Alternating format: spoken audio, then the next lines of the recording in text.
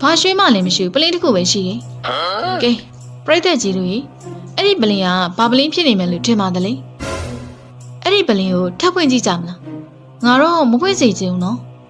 ထိုးကြောစကားမဆုံးလိုက်ခင်မှာလက်မြန်တဲ့ဘူကြီးကစေးရင်ပလင်းကိုဖွင့်လိုက်တော့လေစေးရင်ငွေကိုရှူမိပြီးခဏလောက်ကြာသူတို့၄ယောက်သားတယောက်ကိုတယောက်မေ့သွားခဲ့တော့တယ်မင်းတို့ကဘာသူတွေလဲငါဘာလို့ဒီကိုရောက်နေပါလဲဒါငါဖုန်းလားဝါမိုက်လိုက်တာဒါလုံးနဲ့အကောင်လုံးကပြောချင်အောင်ပြောပြီးအဲ့ဒီနေရာကနေကိုစီထွက်သွားခဲ့ကြတယ်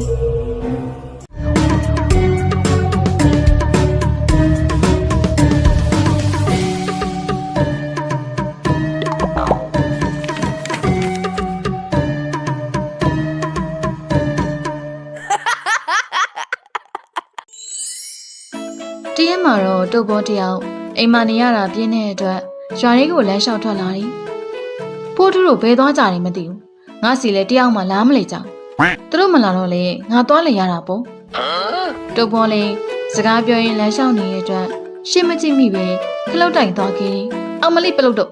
လဲကြတော့မလို့။ဟောဒီအောင်လက်ကြီးကဘာလို့လမ်းလိမ်မှရောက်နေမသိဘူး။ငါတခြားနေရာမှာသွားပြေအောင်မှာပဲ။မဟုတ်ရှင်လေငါလိုပဲခလုတ်တိုက်ပြီးတော့လဲနေလိမ့်မယ်။ဒါလို့နဲ့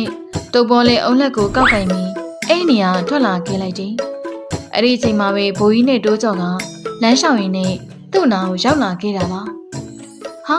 တုပ်ပေါ်ပါလားဘယ်သွားမလို့လဲကွ။ဘယ်မှရေမဟုတ်ပါဘူးကွာဒီအုံလက်ကိုသွားပြေမလို့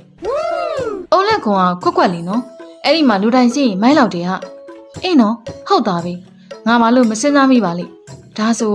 ငါတို့တက်လက်စီစီးကြမလား။ကောင်းသားပဲမင်းရင်စီးလိုက်လीငါနဲ့တို့ကြော်ဆွဲပေးမယ်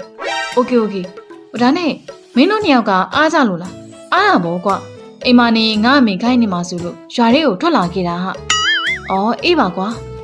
ဒလုံနဲ့တုပ်ပေါ်လေအုံးလက်ကုံပေါ်တက်လိုက်ပြီးတိုးကြော်နေဘိုးကြီးကဆွဲပေးခဲ့တာပါရှေးမိုက်တယ်ပို့ပြီးတော့မြန်လေးဆွဲပေးနော်โอเคမင်းသာတေးချကိုင်းထားအဲ့လိုပြောပြီးတော့တိုးကြော်နေဘိုးကြီးလေအားကုန်လုံးပြီးဆွဲနေကြတော့တယ်ရှေးပြောလိုက်တာ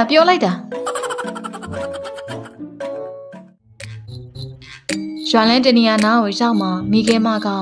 ဖုန်းတစ်လုံးနဲ့ဘလော့ရှိုင်းနေခဲ့တာပါဟုတ်ကဲ့ခုချိန်မှာတော့ကျမအောင်မန်းရွာတွေကိုရောက်နေပါတယ်ဘယ်လောက်ထိတားရတယ်ဆိုတာကိုယ်တိုင်သာကြည့်လိုက်ကြပါဦးပြိတ္တကြီးတို့အဲ့ဒီအချိန်မှာပဲသူ့နာကိုဘိုးကြီးနဲ့တိုးကြော်ကအုံးလိုက်ဆွဲရင်းနဲ့ရောက်လာခဲ့တယ်ဟာမိခဲမပါလားတို့ရအောင်အလဲလာလားအဲ့ဒါ